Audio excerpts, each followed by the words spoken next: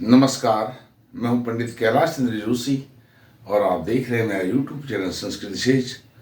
मित्रों, आपका बहुत स्वागत है, अभिनंदन है मेरे यूट्यूब चैनल संस्कृत विशेष में। आज बात करने जा रहा हूं IST, भारतीय मानक समय, इंडियन स्टैंडर्ड टाइम। आपने देखा होगा कि यदि आप ज्योतिष से जुड़े हुए हैं या आपने भूगोल, ज्योग्राफी पढ़ी है, एस्ट्रोनॉमी, खगोल पढ़ा है, तो आप जानते हैं कि जो हमारे भारतीय पंचांग हैं, जितने भी पंचांग हैं, उनमें प्रातःकाल 5:30 बजे ग्रह स्पष्ट दिए रहते हैं। 5:30 बजे हर किसी पंचांग में। वह क्यों दिए रहते हैं, उसका कारण है 82-30। 82-30 क्या है? यह पूर्वी देशांतर है जो भारत को मिला हुआ है। यह 82-30 क्या है? यह भारत का वह मध्य बिंदु है जहां से हमारे पंचांगों की गणना होती है, अर्थात उसको केंद्र मान करके 82-30 को केंद्र मान करके हमारे पंचांगों की गणना होती है। गणना के केंद्र कोई भी हो सकते हैं, लेकिन उसका मुख्य जो बेस है, आधार है, वो है 82-30। ये 82-30 क्या है? देशांतर, लॉन्गिट्यूड।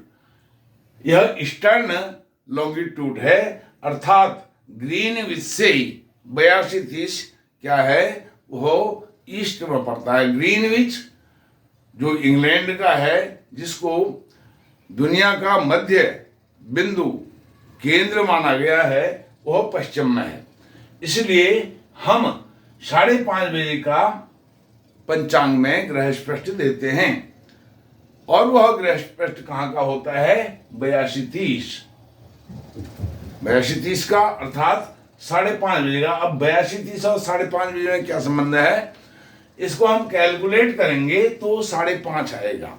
82 और 30 यानी 82.5, क्योंकि जो भारत का जो फैलाव है, हॉरिजेंटली जो उसका फैलाव है, माना भारत यह पश्चिम में है और यहाँ यह कहीं बंगाल आदि में जाकर के ईस्ट में है, यह पूरब में है, तो पूरब से लेकर के पश्चिम तक इसका जो फैलाव है, यह कितना है? 29 देशांतर, 29 लॉन्गिट्यूड है इसका, 29। अब 29 जो लॉन्गिट्यूड है, यह कहां से कहां तक है? यहां पर पश्चिम में 68 है और पूरब में 97 है। 68 और 97 में से 68 माइनस करते हैं, कितना निकलता है?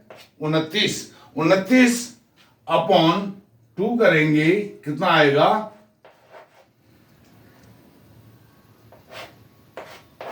14.5। 14.5। अब 14.5 इसमें ऐड करेंगे, क्योंकि यह पूर्वी देशांतर है, ऐड करेंगे इसमें तो भारत का मध्य बिंदु आएगा। भारत का मध्य बिंदु कहीं इधर आता है, मध्य बिंदु आएगा 0.5, तो ये आएगा 82.5 या 82.5। तो 82.5 को क्या करते हैं? एक लॉन्गिट्यूड से दूसरे लॉन्गिट्यूड की जो दूरी है, वह कितनी है? 4 मिनट, इक्वल टू 4 मिनट। एक लॉन्गिट्यूड से दूसरे लॉन्गिट्यूड तक जाने में कितना समय लगता है? 4 मिनट। तो यह 29 जो लॉन्गिट्यूड है, इसको कवर करने में कितना समय लगेगा? लगभग 29 का मतलब 30 हो जाता है। कितना होता है? 3 चक्को 12। 1 से 2 तक जाने में 4 मिनट लगते हैं, तो 30 लॉन्गिट्यूड जाने में कितना लगेगा? 4 3 12, 120 मिनट, इक्वल टू 2 घंटे। यानी यहां आसाम में प्रातःकाल के 7 बज रहे हैं, तो यहां पश्चिम में कितने बजेंगे? यहां पश्चिम में 5 बजेंगे। तो 2 घंटे का फर्क आ जाता सीधे सीधे। तो इसलिए इसका जो मध्य बिंदु लिया है, जो समय मध्य बिंदु 82:30 पर होगा, जो समय 82:30 पर होगा, वही मानक समय इंडियन स्टैंडर्ड टाइम वो यहाँ भारत के पश्चिम में होगा, यानी महाराष्ट्र आदि में होगा, और वही समय पूर्व में आसाम, डिब्रूगढ़ आदि में होगा। यह बात क्लियर हुई। अब मैं इसका आपको आगे बताता हूं कैलकुलेशन। यह आपकी समझ में आ गया है।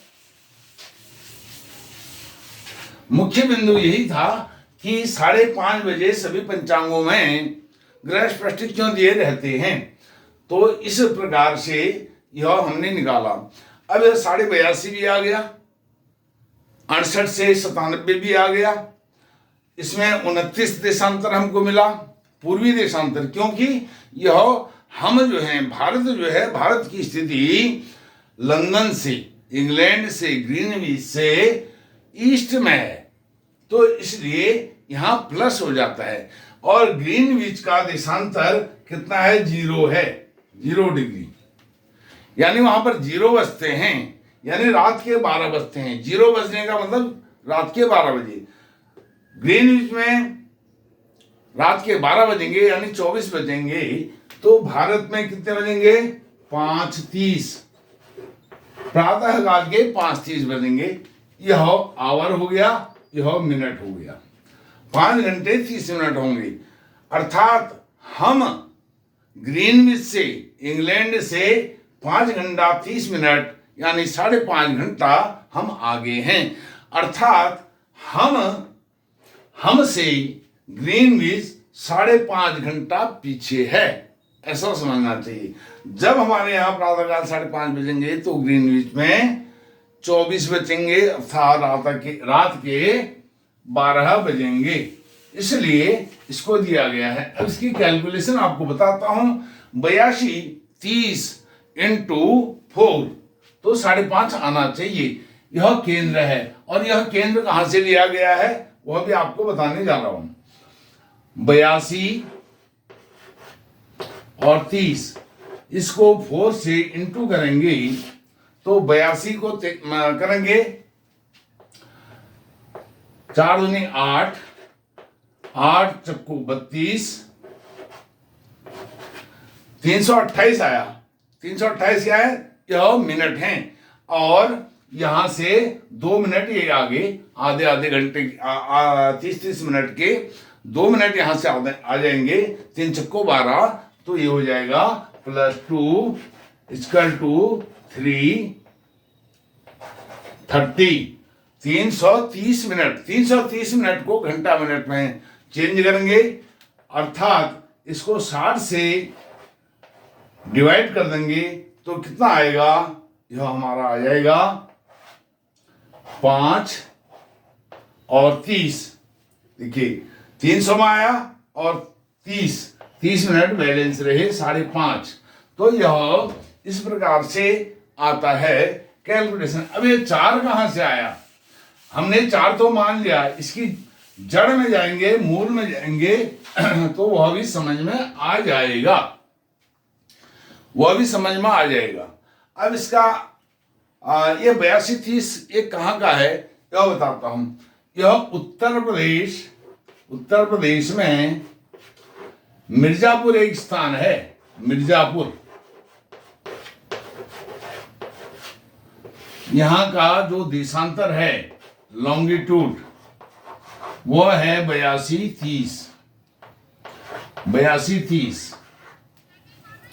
जो देशांतर रेखा भारत को, यह भारत का फैलाव है, इस फैलाव में, क्योंकि वह क्या कहेंगे उसको, वर्टिकली ऐसे वह देशांतर रेखा जाती है भारत के मध्य से। यहां पर है मिर्जापुर, उत्तर प्रदेश, यह उत्तर प्रदेश से होकर गुजरेगी, और यह बिंदु है मिर्जापुर का। और फिर यह रेखा आगे कहां गुजरती है? मध्य प्रदेश, उसके बाद छत्तीसगढ़, पहले छत्तीसगढ़ भी मध्य प्रदेश में हुआ करता था। अब मध्य प्रदेश से एक बात और याद में आई कि जो मध्य प्रदेश में उज्जैन है, अवंतिका, महाकाल, उज्जैन में महाकाल जो है, महाकाल ज्योतिर्लिंग है, बहुत सभी लोग जानते हैं। तो मध्य प्रदेश में जो उज्जैन है, उज्जैन शहर है, उज्जैन जो तीर्थ है अवंतिका, उसको प्राचीन काल में संपूर्ण दुनिया का, पृथ्वी का मध्य केंद्र माना गया था। और जब ग्रीनविच यह निर्धारित हुआ, उससे पहले सारी ज्योतिष की गणनाएं अवंतिका, उज्जैन को केंद्र में मान करके होती थी। मध्य प्रदेश, छत्तीसगढ़ और आंध्र प्रदेश, उड़ीसा, ये न 5 जो राज्य हैं, स्टेट हैं, इन 5 स्टेट से यह गुजरती है, जो हमारी 82-30 देशांतर, पूर्वी देशांतर रेखा है। तो यह मध्य में काटती है। और जो हॉरिजॉन्टली फैलाव है भारत का, वह कितना है? 29 देशांतर, 29 डिग्री देशांतर। यह समझ में आपको आ गया हुआ। अब यानी गूगल पर सर्च करेंगे मिर्जापुर, तो मिर्जापुर क्या है? वह 82-30 है, उसी को केंद्र मान करके चला गया है। कोई भी नक्षत्र का प्रारंभिक काल हो, तिथि का प्रारंभिक काल हो, किसी भी नक्षत्र और तिथि का वह प्रारंभिक काल कहाँ से लिया गया है? 82-30 मिर्जापुर से, और समाप्ति काल भी वहीं से।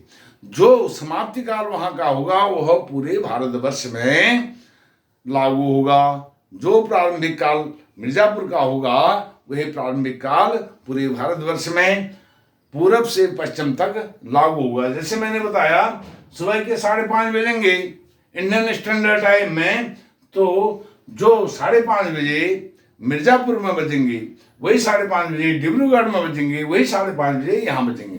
स्थानीय समय जो लोकल टाइम होता है, लोकल मीन टाइम, वह अलग अलग होगा। अब यह केंद्र हमारा मिर्जापुर है, उत्तर प्रदेश, 82-30 यहाँ पर है।